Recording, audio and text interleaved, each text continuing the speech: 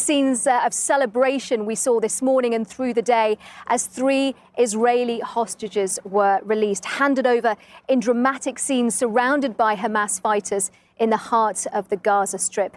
Among them, Emily Damari, 28 years old, a British-Israeli dual national who was reunited with her mother in emotional scenes, as were 25-year-old Romy Gonen and 31-year-old Doron Steinbrecher, all now, tonight, back with their families.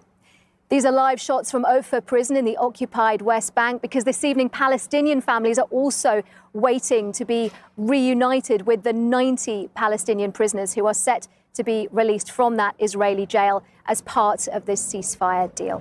Well, we begin our reporting this evening with our international editor, Jeremy Bowen, who has been looking at how an extraordinary day here in the Middle East has unfolded. In Gaza, a show of force by Hamas as they handed the hostages over to the International Red Cross. In the white vehicles, Doron Steinbrecher, Romy Gonen and Emily Damari were starting their journey back to freedom. The men and guns were there to send a signal to Israel and other Palestinian factions that whether they like it or not, Hamas is still in charge in Gaza. That sight will infuriate Israelis. Back safely in Israel, British-Israeli Emily Damari first. Family reunions in a hospital in Tel Aviv. All 3 women were healthy enough to see the people they'd missed the most. This day has been a long time coming. At first light, thousands of Palestinians in Gaza began trying to walk home. This fragile ceasefire started almost 3 hours late. With zero trust on either side, Israel continued its attacks here in Khan Yunis as it waited for the names of the women being released. Gaza Civil Defence, run by Hamas, said 19 more Palestinians were killed by Israel during the delay. Hamas joined the celebrations, trying to claim some kind of victory. The Israelis have destroyed the offensive power Hamas used to attack them 15 months ago. But the Americans say Hamas has nearly as many new recruits as Israel has killed. After so much bloodshed, celebratory gunfire did not make Jana flinch. May God have mercy on the oppressed and those who have passed, and pity on us who survived. And God willing, everyone will return home. This celebration in Khan Yunis was filmed by a trusted Palestinian cameraman working for the BBC. Israel does not let international journalists enter Gaza to report freely. Just over the border in Israel is the site of the Nova Music Festival, where Hamas killed more than 380 people on the 7th of October and took 40 hostage.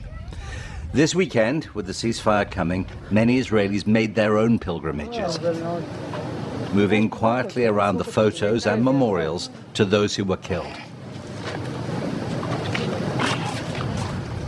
A short distance away is another memorial, the festival-goers' cars, hundreds of them destroyed in the attack. Israelis here said they'd wanted a deal in which all the hostages were swapped for Palestinian prisoners at the same time. That's because they believed the war is going to resume. They said it was unavoidable while Hamas still has armed men in Gaza. They want to kill us. They want to finish us. So what is the good questions? Look. This is the answer. This is what they want. Can we live like this? No. A ceasefire, by definition, is a compromise between enemies. But since the October attacks, Prime Minister Netanyahu has talked repeatedly about getting all the hostages back through total victory, the complete annihilation of Hamas as a political and military force. But right now, that is not what the Israeli people are being offered. They're worried, says Israel's leading pollster, that this deal, in phases over months, could break down before all the hostages are out. Israelis know that things that happen in phases that are conditional upon one another are basically another way of the Israeli government and the other side, Hamas, also saying, we don't trust you. We're looking to trip you up. We're looking to accuse you of breaking the deal so that we can break the deal. It's a mutual cycle that we've seen in every other phase deal in Israeli history, and particularly with Israeli-Palestinian relations. Tonight in the West Bank, Palestinians are waiting for the release of their prisoners, 90 in exchange for the 3 Israelis. The next swap of prisoners and hostages is due on Saturday. For Palestinian and Israeli families, this is a night for hope and relief, and some trepidation about what might lie ahead. Jeremy Bowen, BBC News, Tel Aviv. Well, as Jeremy was saying there is still one key element of that ceasefire agreement that we are waiting to happen this evening, even though it's now after midnight, and that is the release of those 90 Palestinian prisoners. Now, these are live shots of Ofer prison, that Israeli prison in the occupied West Bank this evening. We can speak to our correspondent, John Donnison, who's been following this throughout the day. And John, the buses have gone in to collect those prisoners, but they haven't left yet. That's right, and the people you can see behind me here, including the families of those 90 prisoners and their friends and supporters, they've been waiting here, some of them, for 10 hours in the cold. There is a mood of excitement, but also anxiety, because they didn't know until fairly late in the day whether their loved ones' names were actually on the list. 90 prisoners to be freed, the vast majority of them women, and also some children. And we are expecting them to be out in the next few hours. One young woman here told me she was waiting for her sister, a 32-year-old university worker who's been detained in Israel without charge for the last 7 months. And she said, look, I'm happy my sister's getting out, but what really matters is that ceasefire coming into effect in Gaza. John, thank you. And if we turn to Gaza, a plan to actually reconstruct the Strip still isn't in place yet. That would be part 3 of this 3-phase deal. In fact, even the discussions about it don't begin until 16 days have passed in this phase 1. And for now, we've seen today streams of displaced Palestinians beginning to return home, beginning to see if their houses are even still standing after 15 months of fighting. Fergal Keane reports now on the future for people in Gaza. From every face, the war stares back. Is it really over? Many wonder. All they've lost, all they've endured. But relief after the ceasefire. Civil defence workers no longer fearing Israeli attack. Over 90 of their colleagues were killed. Hatim al-Attar, 24 years old, spent months searching for the wounded and the dead,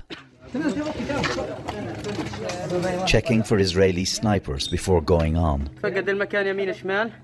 not knowing if you'll survive the day. Hatem often led the way into moments that could change everything.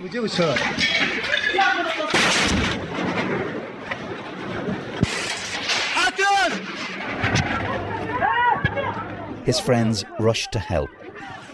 Hatem survived to live in hope. With the ceasefire deal, I will pursue my university study once universities are back to business. I'm single, but I will think about getting married. Establishing security is a first priority. A major aid operation is planned. The need is desperate.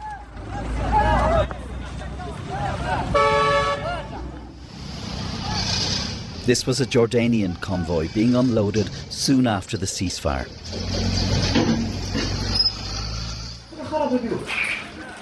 Two million people are displaced. The BBC followed Professor Juma Abu Shiha as he returned home for the first time. I built this house block by block. I painted it and worked on it. I came back and it's not a house anymore. I can't find a house. I can only see destruction. Gaza is full of traumatised child survivors like Amr al-Hindi. Last October, the BBC filmed him after an Israeli strike hit his home. "You're strong, darling," the nurse tells him.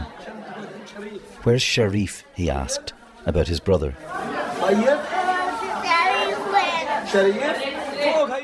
"He's okay," the nurse responds. But Sharif and the rest of Amr's family were already dead.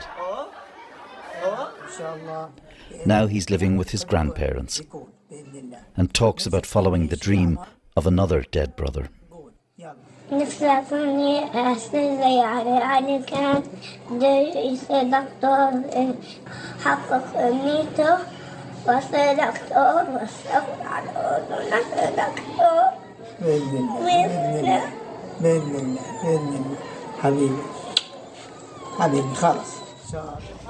So much has been taken that will never come back. The living wonder if they will ever see the end of war. Fergal Keane, BBC News, on the Israel-Gaza border. Well, as we've been hearing, 3 Israeli hostages have been released today of the 251 who were seized by Hamas and taken into captivity on the 7th of October. Now, of those, according to Israel, more than 90 are still unaccounted for, but only 60 are believed to be alive. Well, Emily Damari, the British Israeli who was released today, has family roots in Beckenham in south-east London.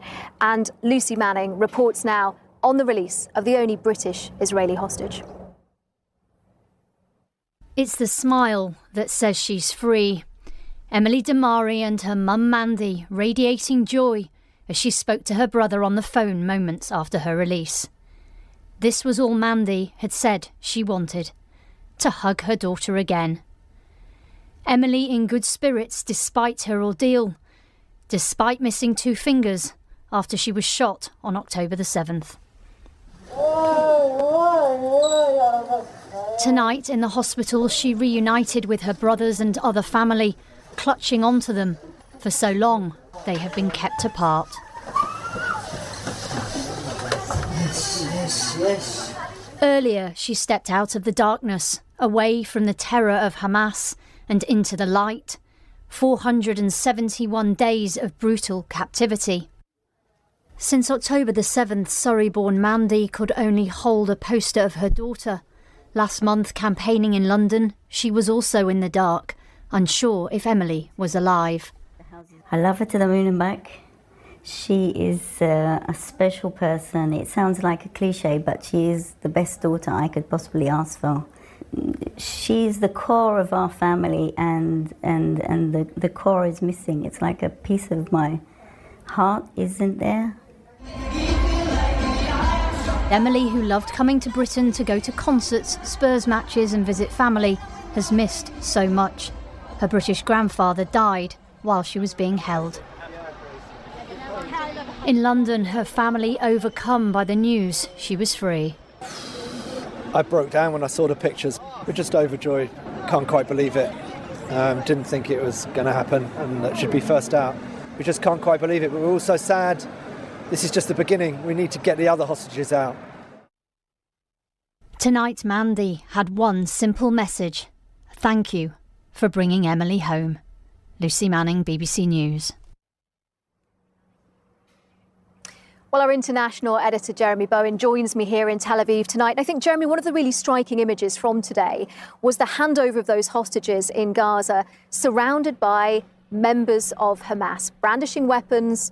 Hamas's hold on Gaza was supposed to have been weakened by now. Yeah, and I think the reason why they showed all their men doing that in such numbers was to get that message over that, in fact, they are still there, aiming it not just at Israel, but at rival Palestinians, other factions, the Fatah group, for example, in the West Bank.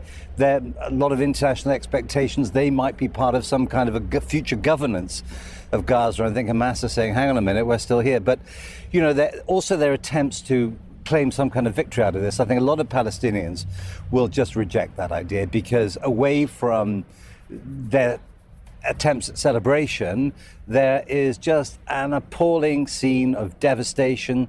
Thousands of civilians killed, tens of thousands. And a lot of Palestinians would say, look what they brought down on us. But also, that side, I think, is going to drive a lot of Israelis mad, because the whole point of the war from their perspective was to get rid of Hamas. The Prime Minister, Mr. Netanyahu, has said he set their war aim very high, which was to eradicate them as a political and as a military force in Gaza. And now they're seeing them still there. And I think that will play in to the views of those who think that actually this isn't the end of the war, it's just an intermission.